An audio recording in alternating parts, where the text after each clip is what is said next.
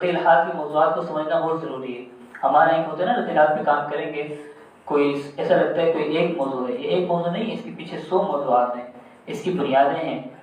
فلسفہ جدید کو سمجھنا، اس کے پیچھے مخصوص ازمز ہیں، نظریات ہیں، یہ مستقل موضوعات ہیں، ہر موضوع مستقل ہے. تو رد الحاد جدید کو سمجھنا، اس کو اگر کیٹیگرائز کریں تو الحاد کی 2 بنیادیں آپ کہہ سکتے ہیں اس وقت جو ہمارے معاشرے میں پھیلی ہوئی. ایک الحاد جدید کی فلسفہ جدید یہ نیا فلسفہ ہے، کچھ اس میں مماثلت فلسفہ قدیم کے ساتھ ہے. ہمارا موضوع جو ہے وہ استشراق اور فلسفہ جدید کی روشنی میں تفہیم مغربیت ہے. تو انشاءاللہ ٹائم تو 1 گھنٹہ میرے عشاء کے بعد تھا، لیکن ابھی وہاں لاہور میں فرق ہے، تو صرف صاحب عشاء کے بعد کریں گے، تو مغرب کا جتنا وقت ہے اس میں کوشش کروں گا مختصر انداز میں آپ حضرات کے سامنے ان موضوعات پر کچھ بات کروں. تو میں کہہ رہا تھا کہ 2 اہم چیزیں، ایک فلسفہ جدید ہے. فلسفہ جدید یہ بنیاد ہے اس وقت کے الحاد جدید کی. اور دوسری بات یہ ہے کہ ہمارے جو مسلم معاشرے میں الحاد پھیلا ہوا ہے، اسلام کے حوالے سے اعتراضات کی بھرمار ہیں، اس کے پیچھے تحریک استشراق کام کر رہی ہے. میں تعارف کراؤں گا انشاءاللہ. یہ 2 چیزیں ایسی ہیں، اگر ہم ان کو سمجھ لیں، ان کا جواب ہمیں آ جائے، ان کے اعتراضات کے جوابات آ جائیں، تو ایک طرح سے ہم پوری بصیرت کے ساتھ ملحدین کے ساتھ بات کر سکتے ہیں اور اسلام کا صحیح معنی میں انشاءاللہ تعالیٰ اللہ کے حکم سے دفاع کر سکتے ہیں. اس مطالعہ استشراق کا مختصر ہے، اس لیے اس کو پہلے دیکھ لیں گے. استشراق اصل میں اس کی ذرا تعریف دیکھ لیتے ہیں، اس کے بعد سمجھ میں آ جائے گا. اس کو انگریزی میں اورینٹلزم کہتے ہیں. تعریف اس کی یہ ہے کہ عربی کا لفظ استشراق کا لغوی ترجمہ یہ مشرق کو طلب کرنا. اس سے مراد مشرقی علوم کے علوم و ادب کی جستجو مراد لی جاتی ہے. علماء عرب نے اس کی تعریف کی ہے: دراست الغربیین للشرق الاسلامی حضارته وادیانه وآدابه ولغاته وتاریخه وثقافاتها وعاداتها. یعنی اہل مغرب مفکرین ہیں جو ان کا اسلامی تہذیب کا مطالعہ کرنا، دین کا مطالعہ کرنا، ہمارے اسلامی ثقافت کا مطالعہ کرنا، عادات و اطوار کا مطالعہ کرنا. چلے میں اپنے الفاظ میں سمجھا دیتا ہوں، مختصر سا پس منظر سامنے بھی آئے گا. جب آپ کو پتہ صلیبی جنگیں چلی ہے، 7 صلیبی جنگیں ہماری ہوئی ہیں ان کے ساتھ، یورپ والوں کے ساتھ، تو ان جنگوں کے بعد ہمیشہ اسلام غالب آ جاتا تھا. انہوں نے یہ سمجھ لیا کہ زمینی طور پر اور جسمانی طور پر مسلمانوں کو زیر کرنا مشکل ہے. اس لیے انہوں نے ایک نیا حربہ استعمال کیا کہ مسلمانوں کے ذہن کو وہ کیا جائے، غلام بنایا جائے، ان کی تہذیب اور ثقافت پر حملے کیے جائے، ان کے دین کو مشکوک قرار دیا جائے. اس کے لیے باضابطہ منظم طریقے سے انہوں نے پادریوں نے مشورہ کر کے تقریباً آج سے 1000 سال پہلے، یعنی کہہ سکتے کہ اسلام کے ابتدائی دور کی 3 صدی بعد تحریک استشراق برپا ہو گئی تھی. وہاں یہ ہوتا تھا کہ شروع میں تو پادریوں نے تحریک استشراق کا ساتھ دیا، یعنی مسلمان اسلام کا مکمل مطالعہ کرنا، قرآن و حدیث کا مطالعہ کرنا، ہماری فقہ کا، ہماری تاریخ کا، سب کا مطالعہ کرنے کے بعد اس میں ہم کہتے ہیں نا تمہارا کیڑے نکالنا، وہ کیڑے نکالنا اسلام پہ اعتراضات. اور ابھی میں آپ کو سچ کہوں، ہم سوشل میڈیا میں کام کرتے ہیں، فون کا آخر میں تعارف کراؤں گے کے وقت، تو ملحدین سے جتنے ملحدین ہیں ان کے پاس جتنے اعتراضات اشکالات اسلام پر ہیں کسی بھی حوالے سے، یہ لوگ مستشرقین کو کاپی کر کے پیش کر رہے ہوتے ہیں. ان کو جو ایندھن فراہم کیے مستشرقین نے کیے، ان کی بڑی محنت ہے، اور یعنی اسلام کے خلاف اور الحاد کے پھیلانے میں ان کی بڑی کاوشیں ہیں. اور ہم کہتے ہیں شدت پسندی، یہ نئی اصطلاح ہے، روایت پسندی، شدت پسندی. اس کے پیچھے تو پوری طرح 100% یہی لوگ کار فرمائے مستشرقین، ان کی محنت ہے. ان کے پاس وسائل بھی بہت ہوتے ہیں کیونکہ پوری ان کے پیچھے مغربی لابی ہوتی ہے اور ویسٹرن ممالک ہوتے ہیں ان کو سپورٹ کرنے کے لیے. تو مستشرقین کی یہ تعریف ہے. آگے انشاءاللہ ادوار آئیں گے، اس میں ہم ان کو سمجھ لیں گے. ٹائم اتنا نہیں ہے تو مختصر ہی دیکھیں گے ان کو. اچھا، وہ اگر وہ ہوتا نا لائٹ مارنے والا، اس میں سے نکالا ہے. لیکن حقیقت یہ ہے کہ استشراق، یہ کہتے ہیں کہ ہم استشراق کا مطلب ہے مشرق کا مطالعہ کریں گے، مشرقی تہذیب و ثقافت کا مطالعہ کر کے اس کے اعتبار سے ہم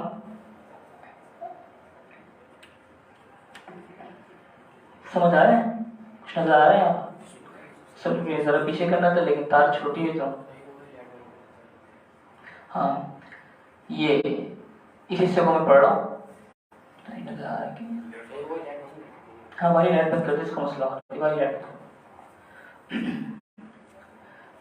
یہ تو کہتے ہیں مشرقی ثقافت کا مطالعہ کر کے اس کے بعد پھر ہم کوئی اپنے اعتبار سے اپنی تہذیب میں ترقی کا کام کریں گے, لیکن یہ صرف کہنے کے حد تک ہے. در حقیقت ان کا مقصد ہوتا ہے اسلامی تہذیب کا مطالعہ کرنا, اسلامی علوم کا مطالعہ کرنا, کیونکہ ان کو خطرہ کس سے ہے؟ اسلام سے خطرہ ہے, اسلامی تہذیب سے خطرہ ہے اور اسلام کے نظام سے خطرہ ہے. اس لیے وہ ان کا مقصد اصل نصب العین اسلامی ہوتا ہے.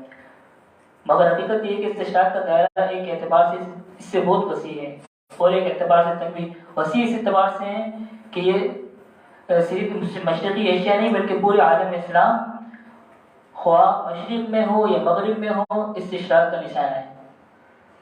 یعنی کہنے کا حد تک تو ہم پوری مشرق یورپیوں کے ہاں کیا مراد ہوتا ہے؟ یورپیوں کے ہاں جو ان کے بحر احمر ہے اس سے اس طرف جتنے ممالک ہیں, جس میں افریقہ بھی آ جاتا ہے, ایشیا بھی آ جاتا ہے, مشرق بعید سب آ جاتے ہیں, ان کی تہذیب کا مطالعہ کرنا.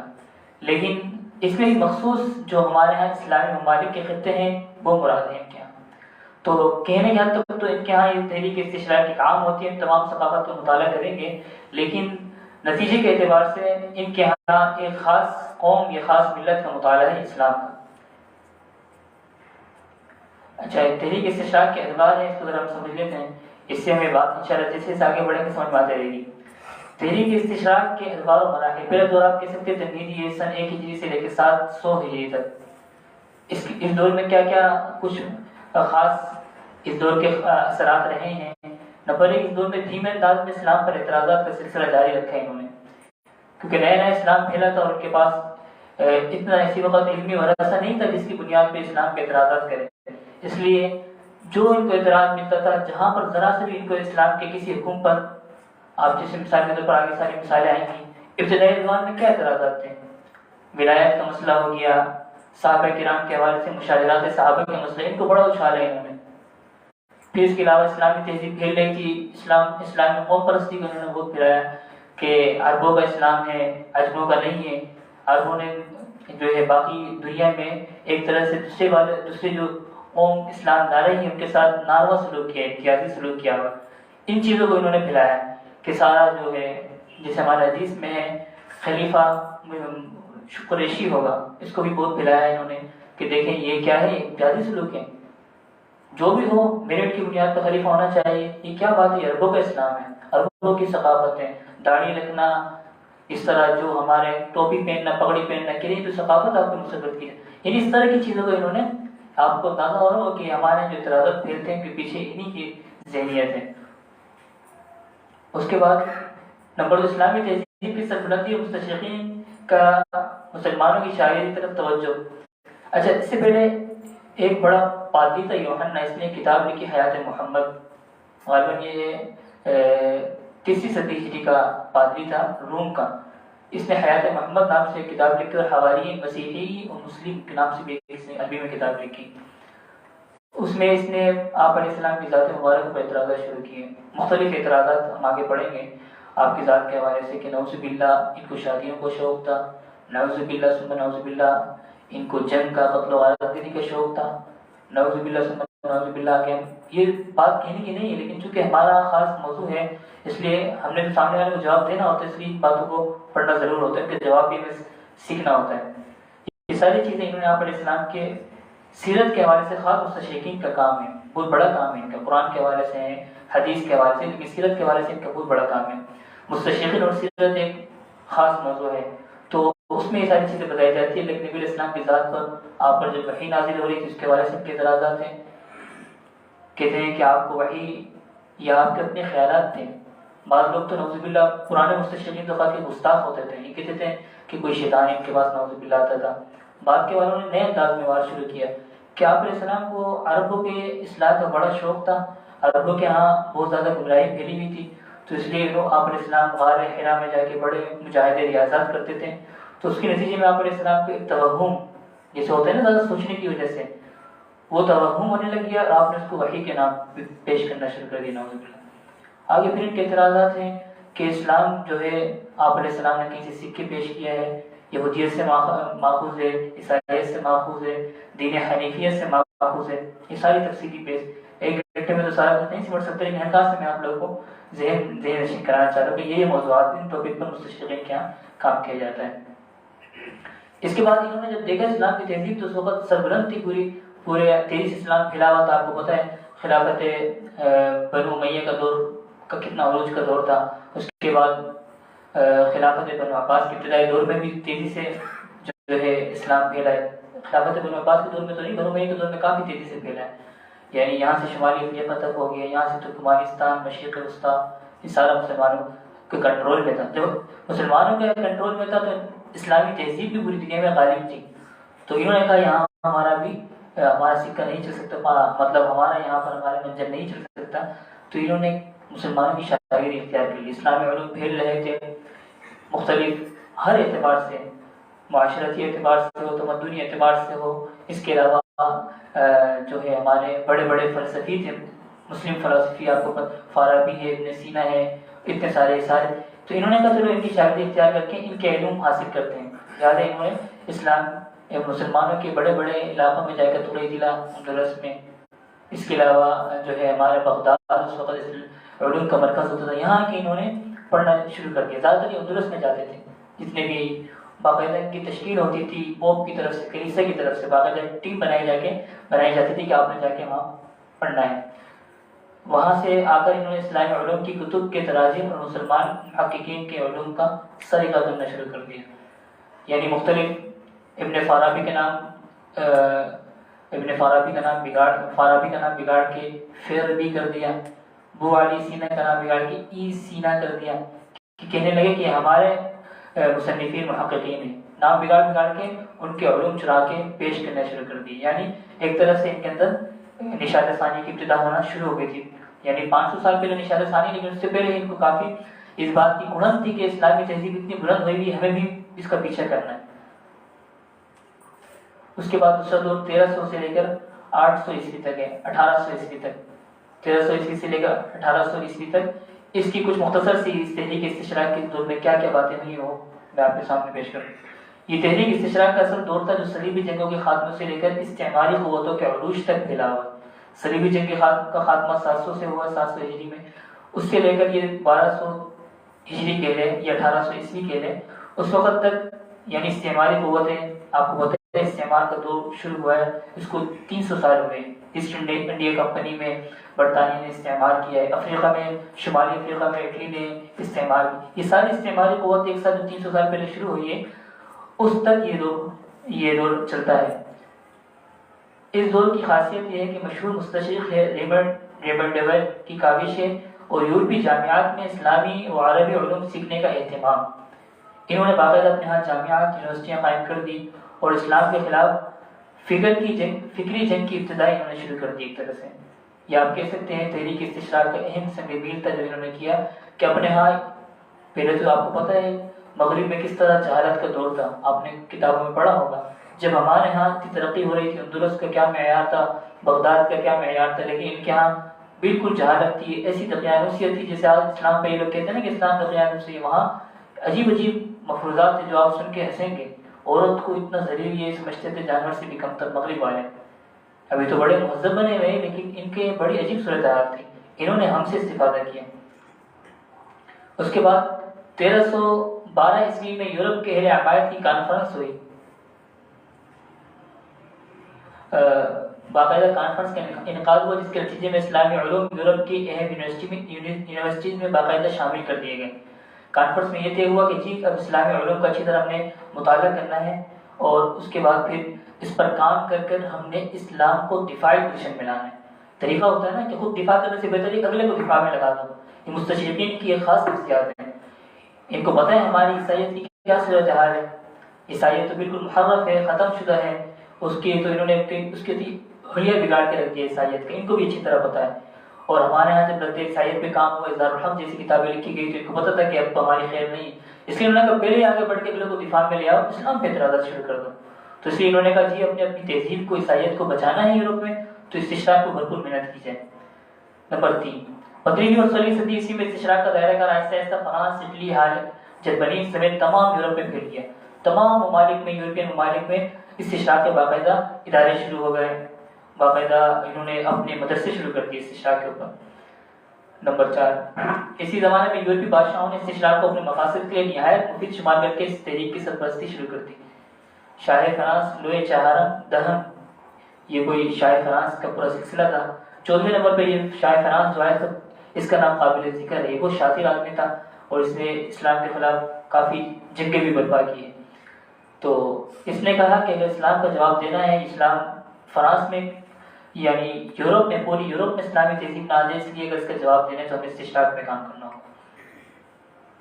نمبر 6، خلافت عثمانی کے سقوط کے لیے عرب عجم قوم پرستی کا فروغ اور لدن شبہات کی ترویج. یہ آخری انہوں نے اس کے بعد پھر انہوں نے کہا کوئی ایسی چیز اسلامی جو سربلندی کا ایک آپ کہہ سکتے ہیں ایک نشان وہ خلافت عثمانیہ تھی. انہوں نے کہا اس کو ختم کرنا ہے. اس کے لیے انہوں نے مستشرقین نے باقاعدہ قوم پرستی کو فروغ دیا. عرب عجم قوم پرستی ہے، ترک و عرب کو آپس میں لڑانے کے کام شروع کیے ہیں. تیسرا دور 1801 سے 1924 تک ہے. نمبر 1، اس دور کی خاصیت یہ دور استعماری طاقتوں کے عروج کے ساتھ آگے بڑھتا چلا گیا ہے. استشراق نے ذہنی تسخیر کے ذریعے مقبوض ممالک میں استعمار کے لیے راہیں ہموار کی. انہوں نے اسلامی ممالک میں قبضہ کر لیا تھا، تو وہاں قبضہ کرنے کے بعد وہاں پر لوگوں کو ایک طرح سے غلام بنانے کے لیے، تہذیب کو، ان کے دین کو مسخ کرنے کے لیے، ان کی تہذیب کو یعنی بالکل مسخ کرنے کے لیے انہوں نے استشراق میں کام شروع کر دیا. کیونکہ استشراق میں ساری چیزیں ان کو پتہ چلتی ہیں، کہاں پر کیا تہذیب ہے، کہاں کے اقوام کے کیا معیار ہیں، ان کی کیا خاصیات ہے، سارا کچھ مطالعہ کرنے کے بعد پھر جا کے یہاں وہاں پر قبضہ کرتے ہیں. نمبر 2، اس دور میں مادیت پرستی کے جنون نے عیسائیت کی روایت کے خلاف بغاوت پھیلا رکھی تھی. اس وقت نئے نئے الحاد پھیل رہا تھا. اس صورتحال میں مغربی مفکر نے یہی بہتر سمجھا کہ اسلام پر علمی حملے تیز کر دیں تاکہ مغربی اقوام کو اپنے مذہب پر اعتراضات کا موقع نہ ملے. یہ وہی دفاعی پوزیشن میں لانا. انہوں نے کہا کہ مادیت پرستی میں ہماری تہذیب تو ساتھ ساتھ بہہ رہی ہے، ہماری عیسائیت تو بالکل ایک طریقے سے کشتی ڈول رہی ہوتی، اس طرح کی صورتحال تھی ان کی. تو انہوں نے کہا کہ اسلام پہ حملے تیز کرنا شروع کر دی استشراق کے نام پہ. اس دور میں مستشرقین تاریخ اسلام کے بجائے تاریخ عرب کو متعارف کروا رہے تھے. اسلام کو ایک تہذیب یا عربوں کی ثقافت کے طور پہ پیش کیا جا رہا تھا. یہ قوم پرستی کو پھیلا رہے تھے. نمبر 4، احادیث اور روات حدیث پر حملہ خاص ہدف رہا. عالم اسلام کے مختلف فرقوں کے درمیان منافرت ہوا دی گئی. اس دور میں انہوں نے کیا کام شروع کیا؟ انہوں نے احادیث اور روات حدیث، اور اسی دور میں انکار حدیث کی بنیاد منظم انداز میں پڑی ہے. اور اسی دور میں ہمارے ہاں کے جو بر صغیر میں انکار حدیث کی پوری آپ کو پتہ ہے ایک چین چلی ہے جو ابھی تک چل رہی ہے، فتنہ انکار حدیث جس کو کہتے ہیں. ان کے پیچھے یہ جو مستشرقین تھے. نمبر 5، اس دور میں مستشرقین نے عالمی کانفرنسوں کی داغ بیٹ ڈالی جو تاحال تسلسل کے ساتھ جاری ہے. ابھی تک مستشرقین کی کانفرنس ہوتی ہے، مختلف ناموں سے ہوتی ہے. مدرسہ ڈسکورس کے نام سے بھی یہ لوگ کانفرنس کرتے ہیں، ایک طرح سے استشراق کی آبیاری کرتے ہیں. مدرسہ ڈسکورس کو جانتے ہو آپ لوگ شاید، یہ انہوں نے بھی شروع کیا ہوا ہے. مدرسے کے جو کام کے لڑکے ہوتے ہیں ان کو باقاعدہ خرید کر ایک طرح سے، اور جو ہے ابھی کی کانفرنس نیپال میں ہوئی تھی. ہمارے عمار خان ناصر صاحب جو آپ لوگ جانتے ہوں گے، وہ ان کے نائب ہے. تو یہ ساری مستشرقین کی کاوشیں ہیں کسی طرح ایک ماڈرن اسلام کو متعارف، ہم آگے پڑھیں گے بھی آگے آ رہے ہیں. پہلے تو اسلام کو ایک طرح سے اسلام کو یہ چاہ رہے تھے کہ اسلام کو ختم کریں. اب ان کا نیا محربہ ہے، اسلام باقی نہیں لیکن اسلام نیا اسلام ہو، ماڈرن اسلام ہو جو ہمارے مغربی تہذیب کے ساتھ چل سکے. اس سے آگے تو آخری دور آپ کہہ سکتے ہیں کہ اس وقت وحدت ادیان کا چل رہا ہے کہ جی اسلام آپ کا معزز ہے، سب کچھ ہے صرف، لیکن اس میں مختلفات کو نکال دیں. متفقات پہ عیسائیت، یہودیت، اسلام سارے مل کے بیٹھتے، سارے اپنے اپنے کام کریں، اپنا اپنا گھر چلائیں. عبادات کا کوئی مسئلہ نہیں، نمازات بھی پڑھے، روزہ رکھے، حج زکات دیں مل کر. وحدت ادیان کا فتنہ، اور اس پر بڑے بڑے ہمارے جو ہے لوگ ایسے ایسے بھیج جاتے، پتہ نہیں چلتا وحدت ادیان کا کیا فتنہ ہے. اور آپ کہہ سکتے ہیں گلوبلائزیشن، عالمگیریت کا یہی فتنہ ہے. اور اس کے نتیجے میں اگر دیکھا جائے تو جاری تہذیب کی راہ ہموار کی جا رہی ہے. واحد تہذیب، واحد دین کیا ہو سکتا ہے؟ یہی ہو سکتا ہے کہ جس میں اسلام کے اگر مختلفات کو ہٹا دے تو کیا بچتا ہے پیچھے؟ اسلام کی پھر روح ہی نکل جاتی ہے. اگر اسلام عیسائیت کے ساتھ چل سکتا ہے تو پھر عیسائیت اور اسلام میں کون حق پر ہے؟ پتہ ہی نہیں کون حق پر ہے، نعوذ باللہ. تو یہ ان کی باقاعدہ کوششیں ہیں اس دور میں مستشرقین نے عالمی کانفرنسوں کی دعوت اچھی ہم نے پڑھ لی. مستشرقین نے اسلامی علوم پر بعض مفید کارنامے بھی سر انجام دیے. کچھ کتابیں انہوں نے لکھی ہے جو بڑے بڑے کارنامے. ایک المعجم المفرس للفاظ الاحادیث النبوی، یہ کی ایک مشہور کتاب ہے، اور ہمارے تخصص فی الحدیث میں بھی رکھی ہوتی ہے. بڑا کام کیا انہوں نے.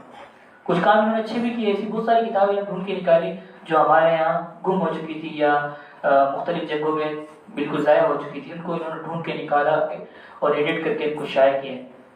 تاریخ یعقوبی، فتوح البلدان، یہ نہیں ہمارا میسر نہیں تھی. انہوں نے مستشرقین نے یہ چیزیں، کچھ کام کی چیزیں بھی انہوں نے کی ہیں.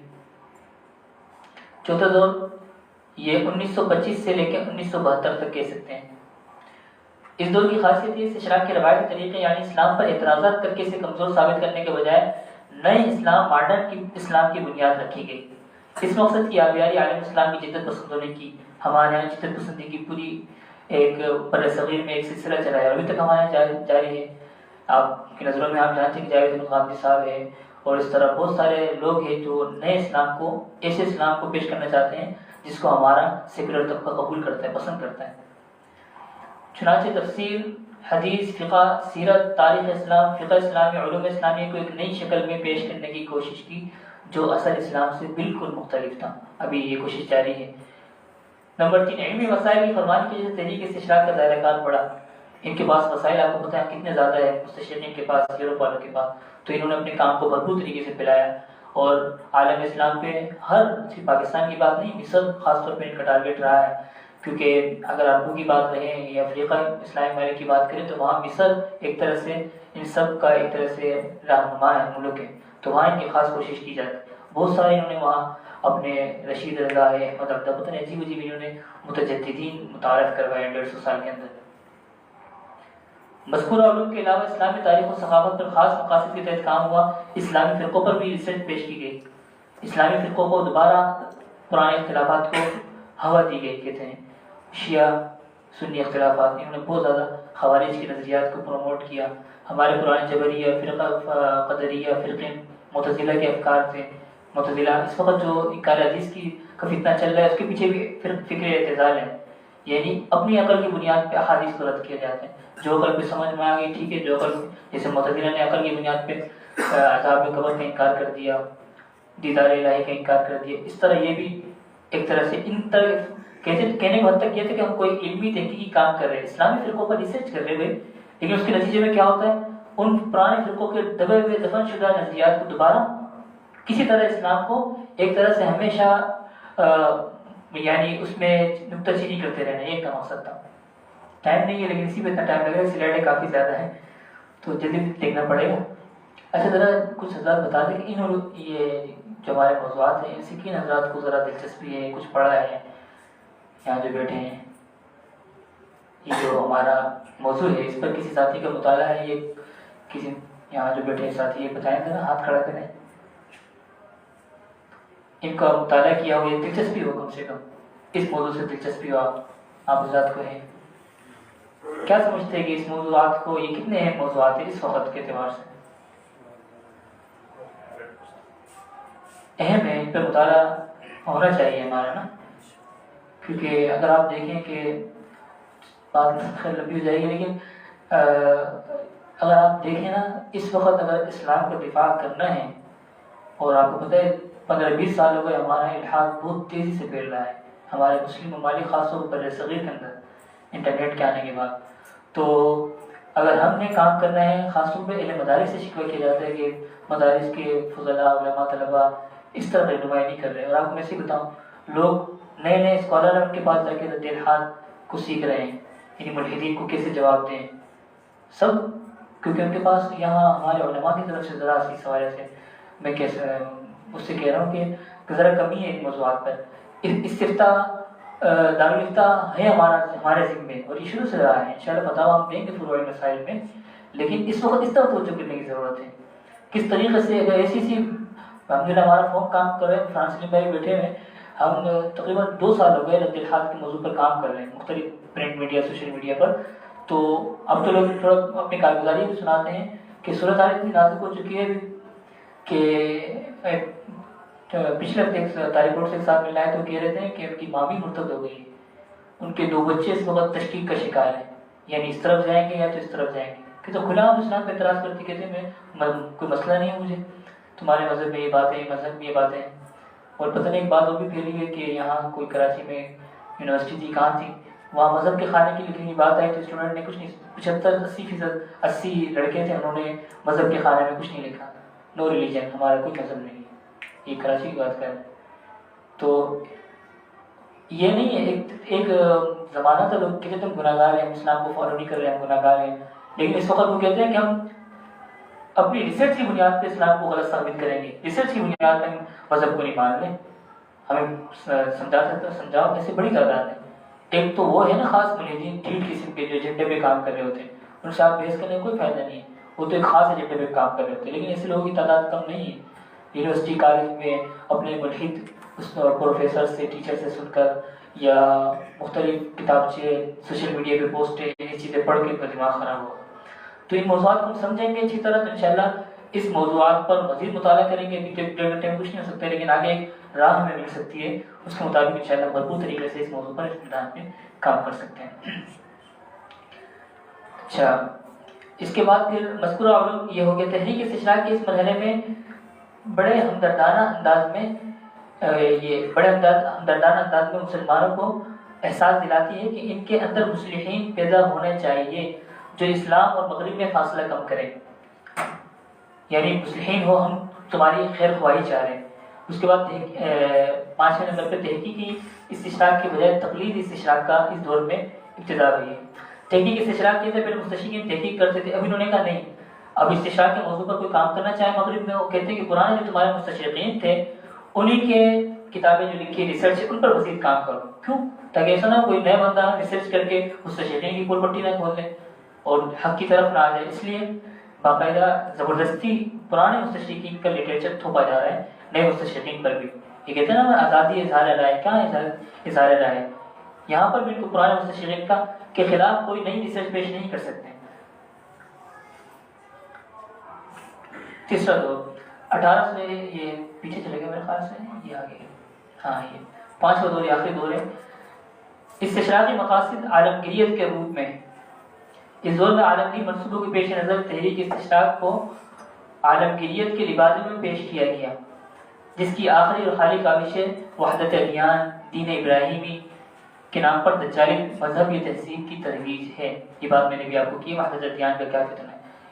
یہ باقاعدہ اس کے پیچھے حالی آپ کہہ سکتے ہیں کرنٹ فتنہ جو ہے وہ یہی ہے، وحدت ادیان کا ہے. الحاد جدید کی آخری صورت اس وقت وحدت ادیان، کیونکہ پتہ ہے ان کو یہ سمجھ میں آگے کسی اسلام کا نام تو ختم نہیں کر سکتے. نام لیوا اسلام کے نام لیوا لوگ بھی موجود رہیں گے آخر تک، کتنی کوششوں کے باوجود بھی گنے چنے چند ملحدین ہوں گے. اگر آپ ایک گراف بنا لیں تو الحمدللہ ہمارے 99% لوگ تقریباً مسلمان ہی ہیں اس وقت بھی. تو انہوں نے کہا چلو نیا اسلام، ایک تو یہ کوشش کی جا رہی ہے، دوسری یہ کوشش کی جا رہی ہے کہ وحدت ادیان کے نام پر ان کو مرتد کیا جائے.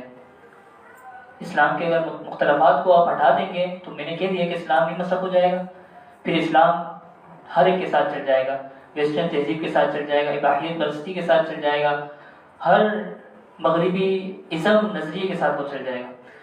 ابھی آخری استشراق کی جو کوششیں ہوئی ہیں اس کو آپ کہہ سکتے ہیں کہ یہ امریکی اور یہودی استشراق ہیں. اس دور کا استشراق امریکی اور یہودی استشراق ہے. مشینریوں سے لے کر فری میسن تک ہر گمراہی کے مظہر کو استشراق کی معاونت حاصل ہے. یعنی یہ آپ کو پتہ ہے ریسرچ کے طریقے سے کام کرتے ہیں تو ان کو ایندھن فراہم کرنے والے ان کے یہی محققین ہوتے ہیں، مستشرقین. بڑا اسلام پہ ان کا مطالعہ ہوتا ہے، کتابیں ہوتی ہیں. اور ہماری یونیورسٹی والے بھی آج کل جو اپنے مقالات لکھتے ہیں مختلف موضوعات پر تو اکثر کے مراجع مصادر بھی یہی مستشرقین کی کتابیں ہوتی ہیں. سیرت کے حوالے سے کوئی کام کر رہا ہے تو ولیم مور کی کتاب کو لے کے بیٹھا ہوگا، حالانکہ وہ کتنا متاثر تھا، اس نے آپ علیہ السلام کی سیرت پہ کیا کیچڑ اچھالا ہے اگر آپ پڑھیں، نعوذ باللہ. لیکن ہمارے یہاں اس کو بڑا کہ بھائی کیونکہ وہاں سے اس نے کتاب لکھی، بڑی زبردست کتاب ہوگی. تو اس طریقے سے یہ کام کر رہے ہیں. تحریک استشراق کے مقاصد: نمبر 1، اسلام کے بارے میں بدگمانی پیدا کرنا، عام مسلمانوں کو مسلم علماء سے بدظن کرنا، ابتدائی مسلم معاشرے کی غلط تصویر کشی کر کے مسلمانوں کی تاریخ کو مسخ کرنا، اسلامی تہذیب کی تحقیر و تضلیل کرنا، کتاب و سنت میں تحریف کرنا، عبارتوں کو غلط مفہوم میں پیش کرنا، حسب خواہش قبول یا رد کرنا. طریقہ کار ہے ان کا.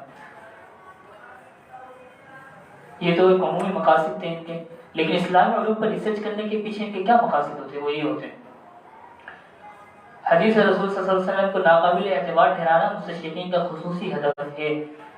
حدیث کا واسطہ بیچ میں سے کٹ جائے، بھلے سے کسی بھی نام سے ہے، کہتے ہیں ہمارے لیے قرآن مجید کافی ہے، قرآن مجید ہے نا، اس کو ہم فالو کریں، قرآن میں کیا کمی ہے؟ اللہ نے کہا قرآن میں سارا کچھ اپنے لکھ دیا ہے۔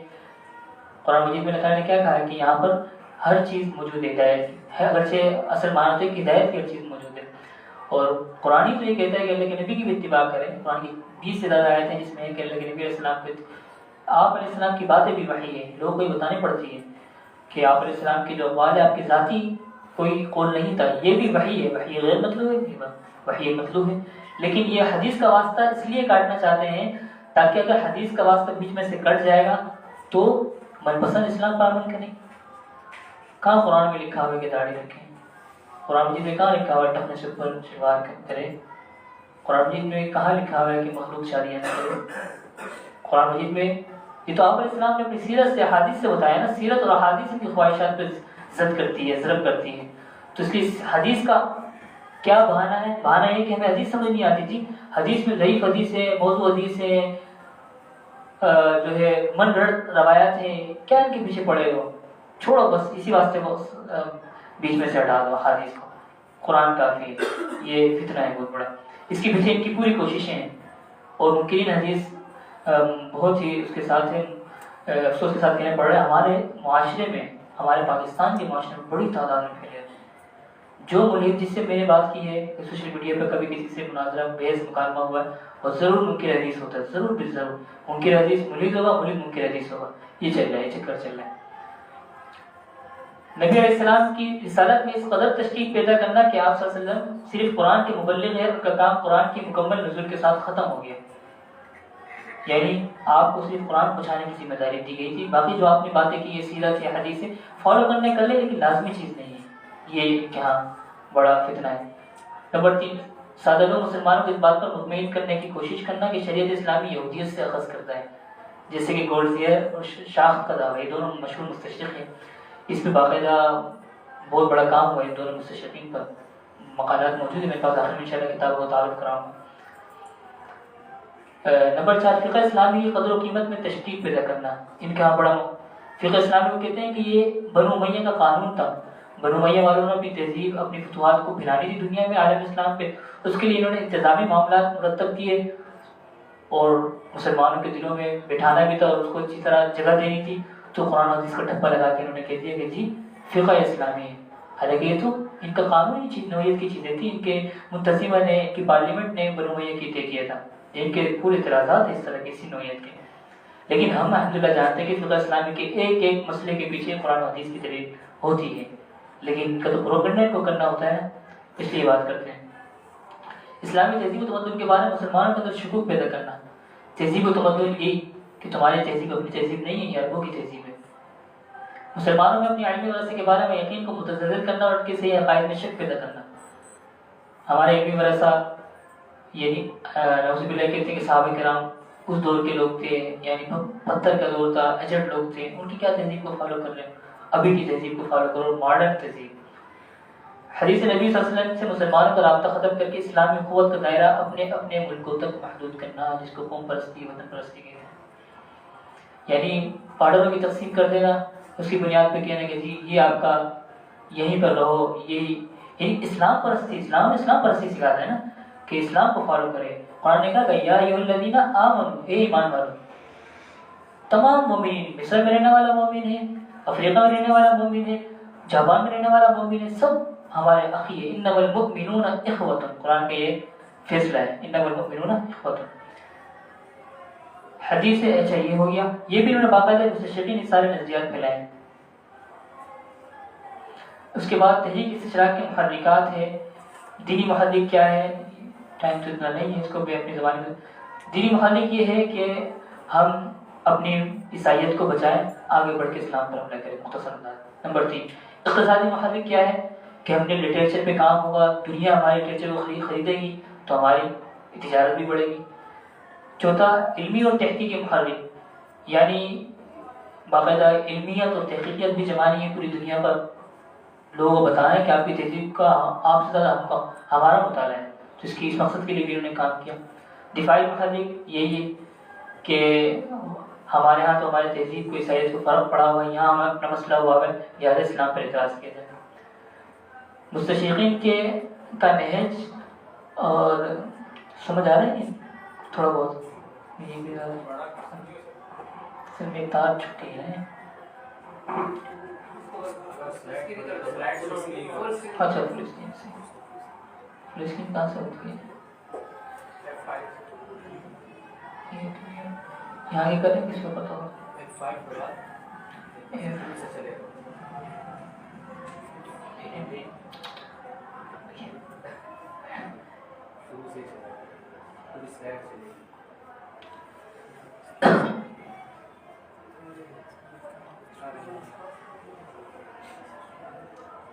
یہاں سے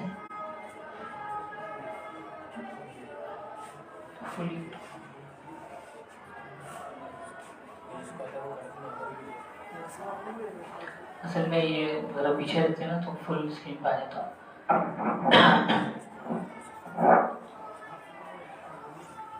اچھا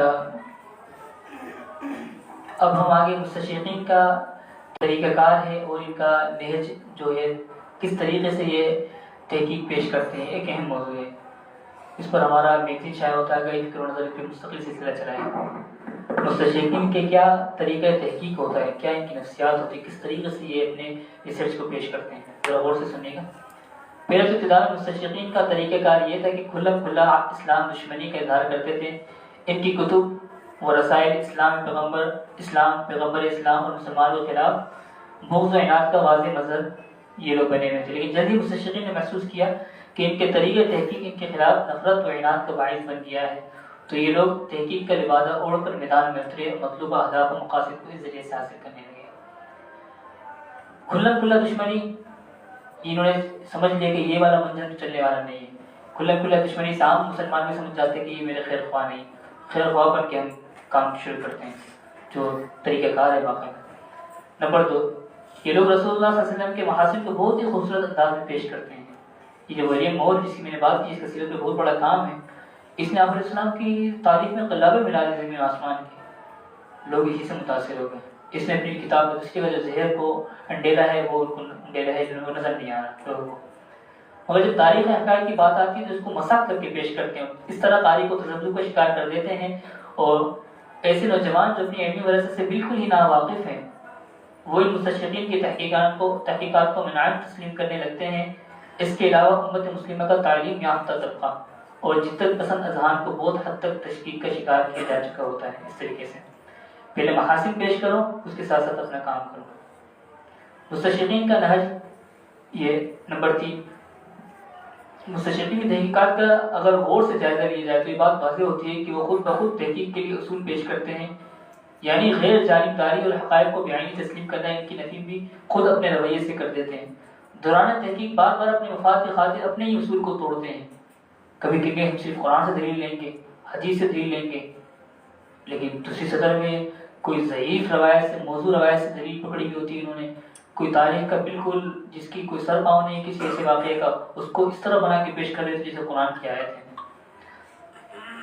اور ان کی تحقیق کا ایک مضحکہ خیز پہلو یہ بھی ہے کہ پیغمبر اسلام کو جھٹلانے کے لیے خود ہمارے علمی ورثے سے مواد اکٹھا کرتے ہیں، جو مواد ان کے خیال کے مطابق ایک کیف میں جاتا ہو اسے استدلال کے طور پر پیش کرتے ہیں، اور انہیں انہی کتب میں سے جو مواد ان کی اپنی آراء یا من چاہے نتائج کے خلاف دلیل قطعی کی حیثیت رکھتا ہو اسے یک لخت نظر انداز کر دیتے ہیں۔ یعنی جو ہمارے تحقیق کے مطابق میں نے بھی آپ کے سامنے بتایا، اس طرح یہ صحیح روایت کو بھی، یعنی قرآن کی آیت تک کو بھی کہہ دیتے ہیں کہ بھائی یہ آیت نہیں ہے، قرآن کے اندر انہوں نے اتنی مستشرقین، اور قرآن ایک مستقل موضوع ہے جس پر انہوں نے بہت کام کیا، انہوں نے قرآن آیت کو جھٹلانے کی کوشش کی، یہ قرآن آیت تک کو جھٹلا لیتے، لیکن پیش کرنا ہوتا ہے اپنے مفاد کے لیے تو پھر تاریخ کا ایک بالکل ایسا واقعہ جس کا کوئی سر پا نہیں ہے اس کو پیش کر دیتے ہیں۔ موضوع پر قلم اٹھانے سے پہلے مصنف طے کر لیتا ہے کہ وہ اپنا مدعا کسی نہ کسی طرح ثابت کر کے چھوڑے گا، ورنہ تحقیق کا مقصد فوت ہو جائے گا، یعنی پہلے سے طے شدہ ہوتا ہے نا، جسے کہتے ہیں ایجنڈے کے مطابق ریسرچ کرنا۔ حدیث اور سیرت النبی صلی اللہ علیہ وسلم کی موضوعات پر ان احادیث کا سہارا لیتے ہیں جو اکثر محدثین اور فقہاء کے نزدیک موضوع اور ناقابل اعتبار ہے، جیسے قصہ غرانیق اور فطرت وحی کے حوالے سے ان ایام میں نعوذ باللہ کہتے ہیں کہ آپ علیہ السلام نے نعوذ باللہ خودکشی کی بھی کوشش کی تھی، ایک موضوع روایت ہے کہ آپ پہاڑ پہ چڑھ گئے تھے، وہاں سے آپ نے کہا وحی کیوں نہیں آ رہی، میرے بہت ٹینشن، نعوذ باللہ آپ آ گئے تھے اور آپ نے جو ہے چھلانگ لگانے کی کوشش کی۔ عجیب سی روایت ہے، کہاں سے ان کو مل گئی پتہ نہیں۔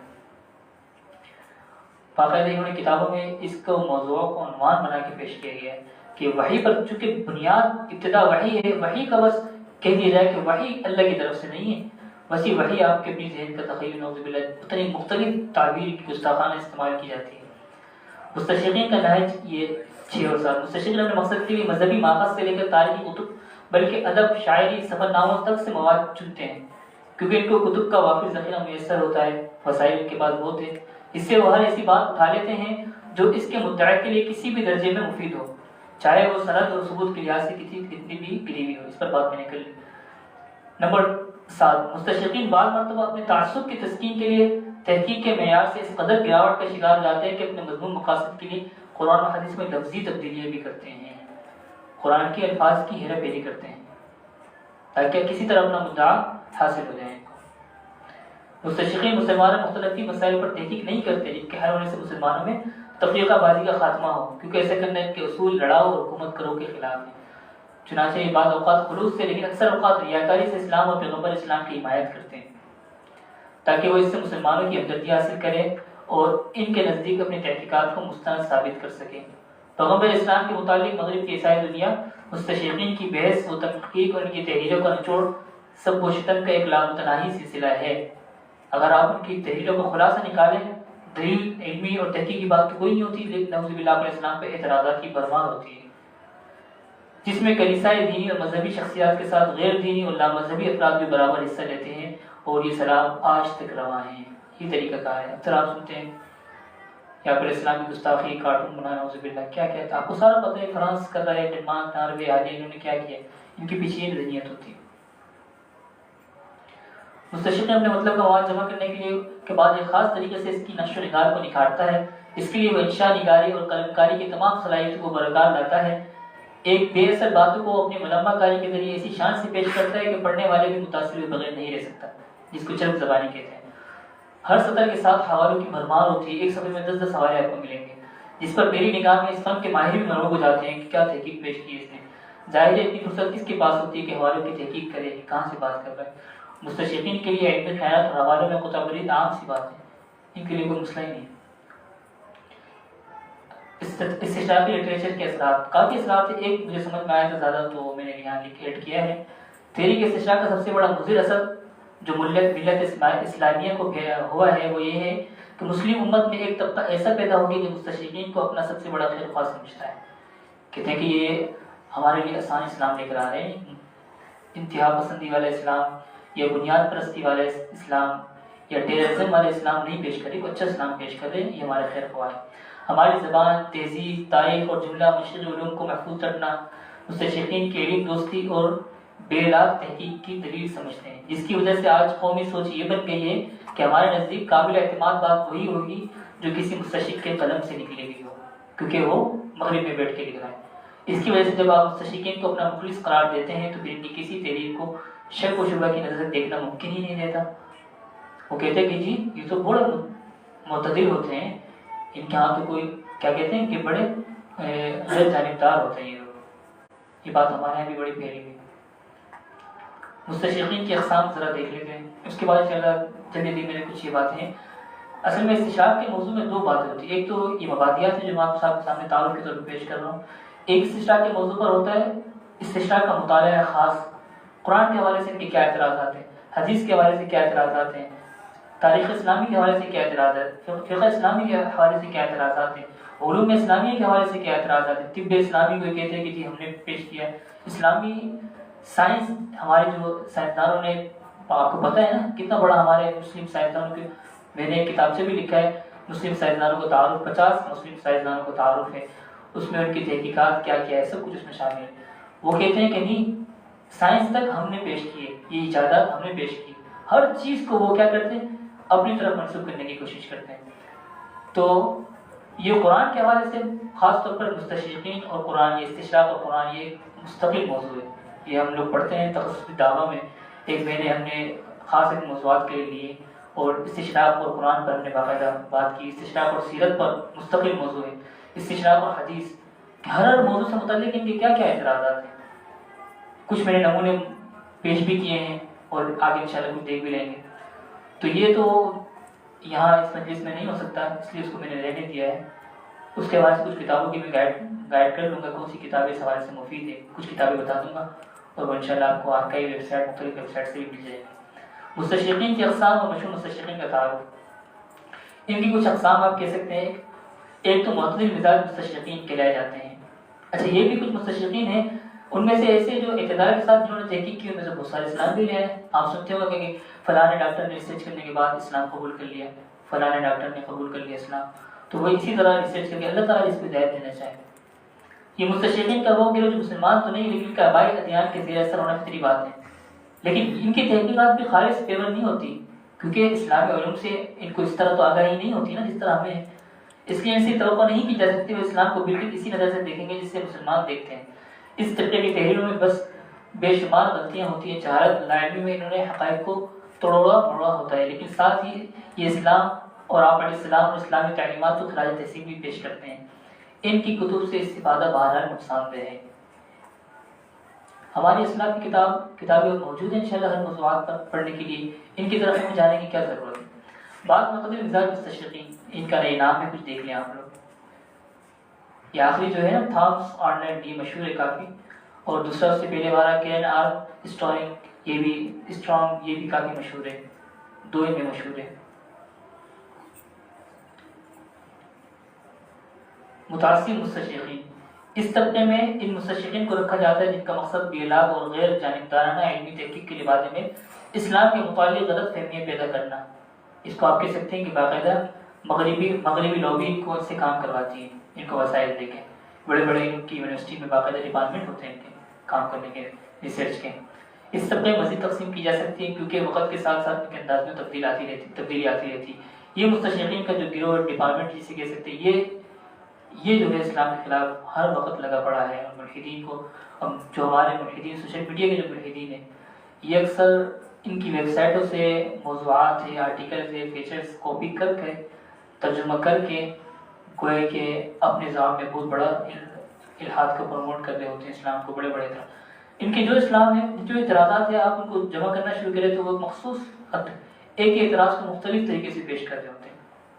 ہر 3-4 مہینے بعد سوشل میڈیا پہ آپ کو اندازہ ہوتا ہوگا کہ ان کے خاص قسم کا کوئی اعتراض تھا۔ عائشہ رضی اللہ عنہا کے حوالے سے بھی 3 مہینے پہلے انڈیا میں کسی نے اپنی گستاخی کی تھی نا، کوئی ان کی وزیرہ، تو پھر وہی موضوع تھا عائشہ رضی اللہ عنہا کی شادی کا، کم عمر میں شادی کی، اتنے بڑے نبی اور اتنے بڑے ہونے کے بعد ایک نابالغ بچی سے شادی کر لی۔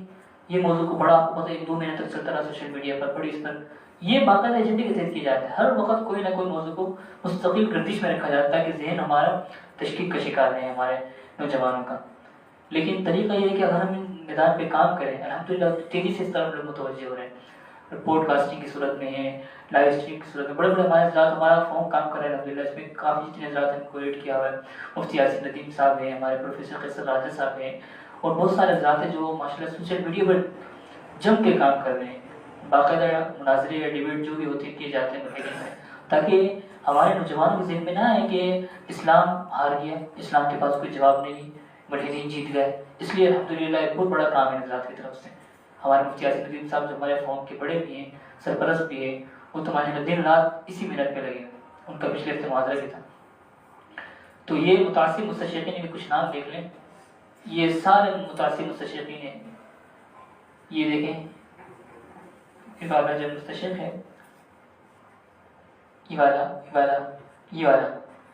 یہ یہودی مستشرق ہے، اس نے بہت ہی زیادہ زہر اگلا ہے اسلام کے اوپر، اسلامی عقائد، قرآن مجید، احادیث پر اس نے بڑی طریقے دہنیاں کی ہیں۔ اس کی تاریخ مذاہب، یہ ایک کتاب ہے اس کی، تفسیر الاسلامی اور العقیدہ والشریعہ، اور تاریخ مذاہب کے اوپر بھی اس کی ایک کتاب ہے۔ یہ ساری کتابیں ایک طرح سے زہر کا مجموعہ ہے۔ یہ بھی بڑا مشہور ہے، نام سنا ہوگا سر ویلیم مور، اس کی سیرت پر بڑا کام ہے۔ مستشرقین کی اقسام اور مشہور مستشرق۔ اچھا، یہ تیسری قسم ہے پیشہ ور مستشرقین، یعنی جن کو اسی کام کے لیے باقاعدہ وسائل لے کے بٹھا دیا جاتا ہے کہ آپ اس اشراق پہ کام کریں۔ ملحد مستشرقین یہ بھی یعنی ان کا کام ہی الحاد اللادینیت کو فروغ دینا، اس کے حوالے سے لٹریچر تیار کرنا، یعنی ان کو آپ ملحدی نہیں کہہ سکتے ہیں، لیکن بہرحال استشراق طریقے استشراق کی سرپرستی فاضل ہے۔ آپ کو اندازہ ہو رہا ہے کہ الحاد جدید جو اس وقت ایتھیزم پھیلا ہوا ہے، اس کے پیچھے یہ جو ہے اس فکر کا کتنا زیادہ عمل دخل ہے طریقے استشراق کا۔ یہ پانچویں قسم میں دقت نظر سے اسلام کا مطالعہ کرنے والے مستشرقین، ایسے مستشرقین آٹے میں نمک کے برابر ہے جنہوں نے اسلام کو گہرائی سے مطالعہ کیا اور اس کی بنیاد پر اپنی تحقیقات پیش کی، مگر ان میں سے لوگ بھی شامل ہیں جو پیشہ ور مستشرقین ہیں، جن کو اسی کام کے لیے لگا دیا گیا، لیکن انہوں نے کہا جی ان کے اندر کچھ نیک نیتی تھی، تو اس وجہ سے انہوں نے تعصب کے ساتھ کام نہیں لیا بلکہ اعتدال کے ساتھ تحقیقات پیش کی۔ یہ جیفری ہے، یہ ان میں مشہور ہے تینوں میں۔ یہ پھر خاص ہمارا موضوع ہے، لیکن اس کے لیے ہمارے پاس اب ٹائم نہیں ہے۔ میرا جو محاضرے کا عنوان تھا اس میں مطالعہ استشراق تھا اور فلسفہ جدید تھا۔ یہ فلسفہ جدید تو بہت تفصیلی موضوع ہے، اس پر بھی کچھ بات کر لیتے ہیں۔ میں نے آپ کو ابتدا میں یہ آپ لوگوں کے سامنے عرض کی تھی کہ استشراق اور یہ فلسفہ جدید اگر کوئی رد الحال پہ کام کرنا چاہ رہا ہے، مطالعہ کرنا چاہ رہا ہے، اس کے لیے چیزیں ہوتے ہیں۔ ایک استشراق اسلام کے حوالے سے، اسلام کے اندر، اسلامی علوم کے اندر کیا انہوں نے، اور اسلامی دنیا کے اندر، مسلمانوں کے اندر اسلام کے اعتبار سے کیا خرابی پھیلائی۔ اس کے بعد فلسفہ جدید، ان کا اپنا کیا نظریہ ہے، ان کی اپنی کیا فکر ہے، اور ان کی کیا تہذیب ہے جو بھی اس وقت میڈیا کے ذریعے ہم پر مسلط ہو رہی ہے، مختلف طریقے سے ہم پر مسلط ہو رہی ہے۔ فلسفہ قدیم ہے، نئے مستقل موضوع ہے۔ فلسفہ قدیم تو اس پر زیادہ بحث کرنا بے فائدہ ہے ایک طرح سے۔ فلسفہ جدید یہ فلسفہ قدیم سے بہت زیادہ ایک طرح سے متنوع ہو چکا ہے۔ فلسفہ قدیم کی گمراہیاں، اس کے نظریات پوری طرح کار فرما ہیں، لیکن وہ ایک مخصوص پیرائے میں کام کرتا ہے۔ فلسفہ قدیم افلاطون، ارسطو والا یونانی فلسفہ جس کو ہم کہتے ہیں، ہم پڑھیں گے انشاءاللہ، بھی دیکھتے ہیں سلائڈ بنی ہوئی اس پہ۔ لیکن فلسفہ جدید جس کو 500 سال ہوئے ہیں، یعنی یورپ کی جو دوبارہ نئی زندگی شروع ہوئی ہے، جس کو نشاط ثانیہ کہتے ہیں، ہمارا اندلس ان کے ہاتھ میں چلے گیا تھا۔ مختصر تاریخ بیان کر دیتا ہوں۔ یہ اندلس میں آپ کو پتہ ہے ہمارے کیا عروج رہا ہے۔ آخری دور میں آپس میں اندلس کے قرآن آپس میں خود دست و گرباں ہو گئے، تو وہاں پھر پرتگال ہے، فرانس، ایجاد سارے اس انتظار میں بیٹھے ہوئے تھے کہ سونے کی چڑیا کب ہمارے ہاتھ لگتی ہے۔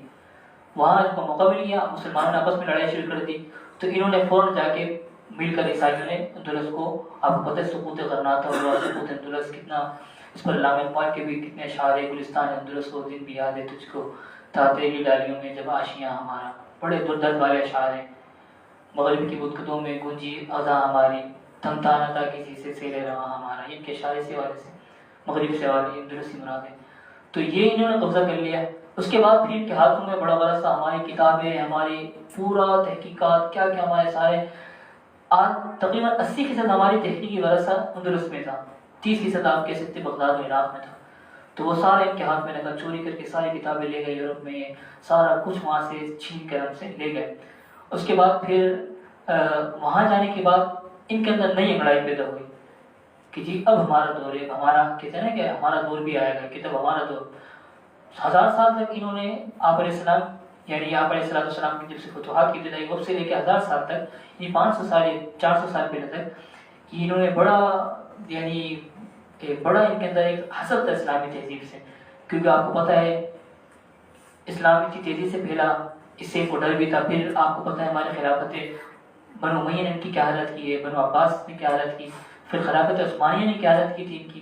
آپ کو پتہ خلافت خلیفہ سلیم جو تھے ہمارے، یہ خلافت عثمانیہ کے، ان کے دور میں اسلامی فتوحات کا دائرہ کار کہاں تک پہنچ گیا تھا پتہ ہے کسی کو؟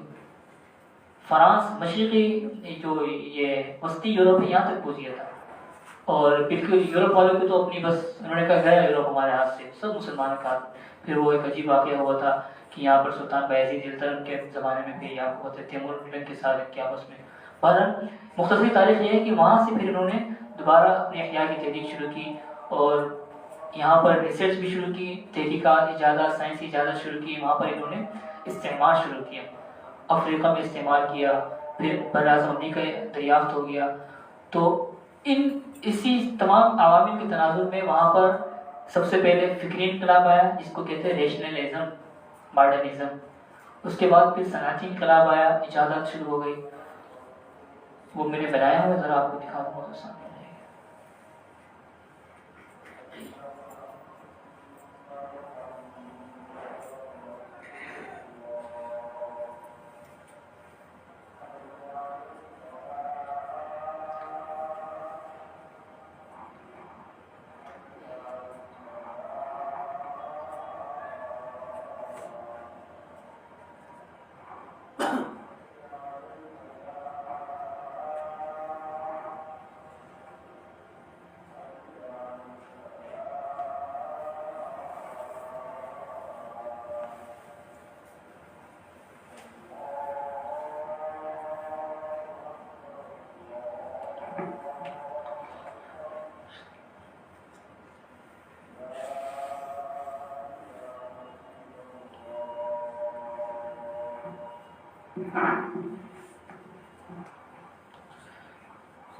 یہ کچھ جدول بنائے ہیں، اس میں آپ کو کچھ اندازہ ہوگا کہ فلسفہ جدید کس طرح فلسفہ جدید کے نظریات اور ازم اسٹیپ بائی اسٹیپ کام کیا انہوں نے.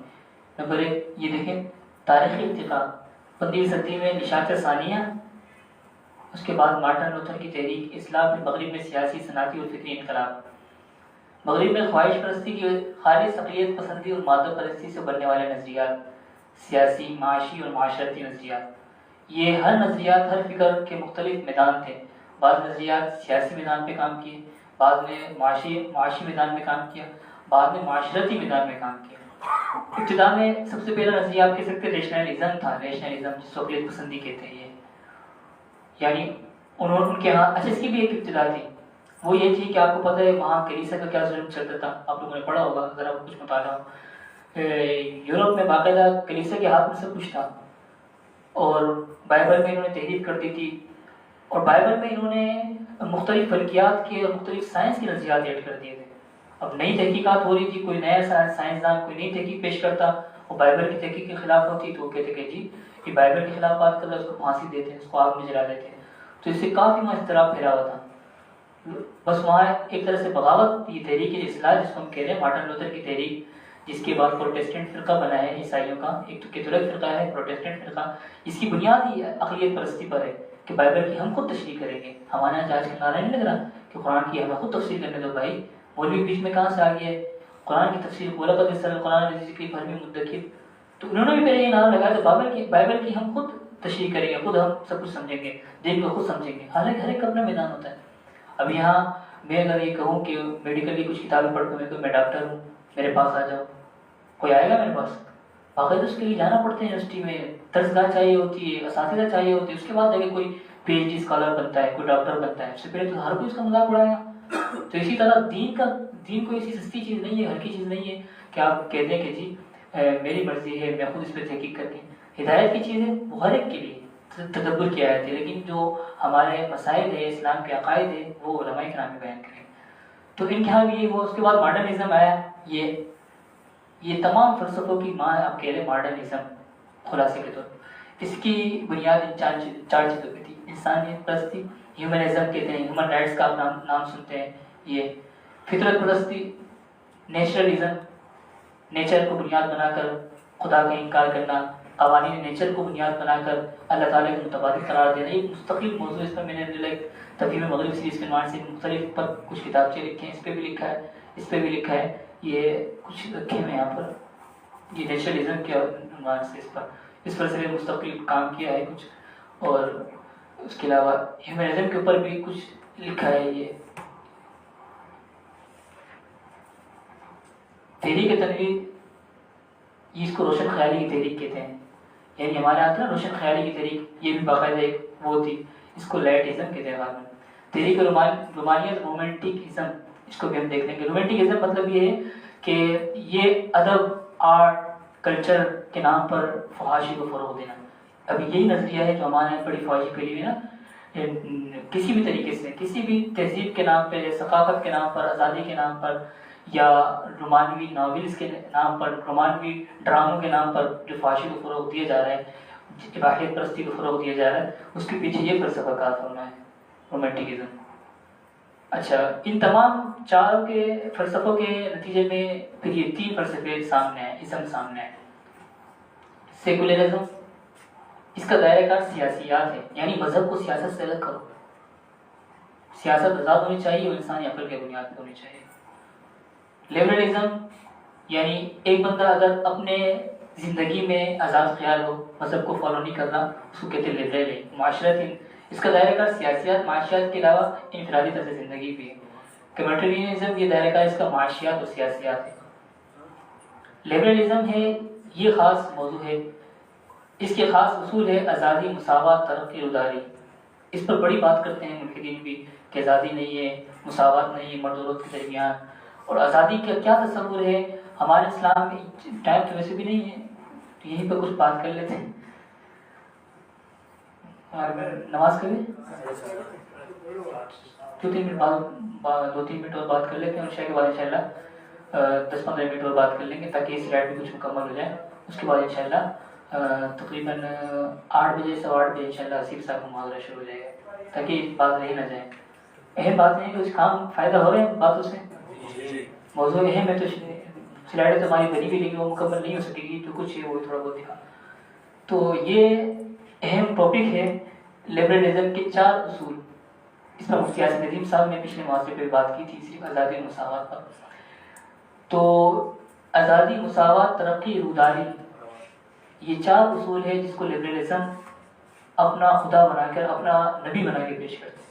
کسی نے بھی آپ بات کرے آزادی نہیں، آزادی نہیں، جی میں آزادی نہیں دے رہا اسلام، مساوات نہیں، یہاں پر عورتوں کو گھر میں گھسایا ہوا ہے، وراثت میں حصہ نہیں دے رہے ہیں، عورت کی عقل آدھی ہے، اور جو ہے عورت کو ساتھ ظلم کر رہے ہیں، عورت کو اختیار نہیں طلاق دینے کا، بیوی بنا کے اس کو غلام بنایا ہوا ہے، مساوات نہیں ہے آپ کے ہاں، مولوی کو بڑا بنایا ہوا ہے، عام انسان کو دین کے تعبیر کا اختیار نہیں ہے۔ یہ کسی مساوات میں ہر ایک کی عقل برابر ہونی چاہیے، یہ پورا ایک گمراہ فلسفہ ہے، اس کو سمجھنا پھر اسلام کیا، مساوات کا کیا نظریہ ہے۔ ہم پڑھیں گے آگے کہ یہ اصل میں بہت دھوکہ دیا جاتا ہے یہاں پر۔ مساوات کا اسلام کا بھی نظریہ ہے، لا فرق بین عربی و عجمی ان اکرمکم عند اللہ اتقاکم وجعلناکم شعوبا وقبائل لتعارفوا ان اکرمکم عند اللہ اتقاکم۔ اللہ کے یہاں متقی ہے، مساوات ہے سب پر، عجم اور، لیکن وہ مساوات کا اسلام کا کون سا نظریہ ہے، ان کا کون سا نظریہ ہے، فرق پتہ نہیں ہے۔ اس اصطلاح کو اس اصطلاح پر تھوپ کر ہمارے یہاں مساوات کو فروغ دیا جاتا ہے، حالانکہ وہ بالکل الگ چیز ہے، یہ بالکل الگ چیز ہے۔ آزادی ہمارے یہاں کیا تصور ہے، ان کے یہاں کیا تصور ہے، بہت مختصر انداز میں۔ ان کے ہاں آزادی یہ ہے کہ ہر کچھ خیر و شر کو تعیین کرنے کا اختیار، تعیین کرنے کا، اور ہمارے ہاں آزادی کا مطلب یہ ہے خیر و شر میں سے کسی ایک کا اپنانے کا اختیار۔ اپنانا، تعیین کرنا میں بڑا فرق ہے۔ تعیین کرنے کا مطلب یہ ہے کہ وہ خود طے کرے گا کہ خیر کیا ہے، شر کیا ہے۔ میرے نزدیک زنا خیر ہے تو ٹھیک ہے، اس میں تسکین ملتی ہے، اس میں کیا مسئلہ ہے، کسی کو نقصان ہو رہا ہے، نہیں ہو رہا، میرے نزدیک خیر ہے۔ میرے نزدیک نماز پڑھنا شر ہے، کیا اوپر نیچے اٹھک بیٹھک کریں، اس میں کیا ملتا ہے، کون سامنے شر، یہ الحاد کی بنیاد ہے۔ جبکہ اسلام میں خیر و شر اختیار کرنا، اپنانے کی آپ کا اختیار ہے۔ آپ کو لا اکراہ فی الدین کا مطلب یہ ہے، لا اکراہ فی الدین کا مطلب یہ ہے آپ کو اختیار ہے، آپ اسلام لے آئیں یا نہ لائیں، یا آپ جو ہے کفر پہ باقی رہیں، لیکن طے کرنا کا آپ کو اختیار ہے۔ آپ نہیں بتاؤ کہ آگے ہمیں کہ میرا نظریہ یہ میں طے کر کے بتا رہا ہوں کہ یہ حق ہے، یہ خیر اور یہ شر ہے۔ خلاصہ سمجھ میں آ گئی ہے، بات کرنا چھوڑیے، آگے ترقی ہے، نماز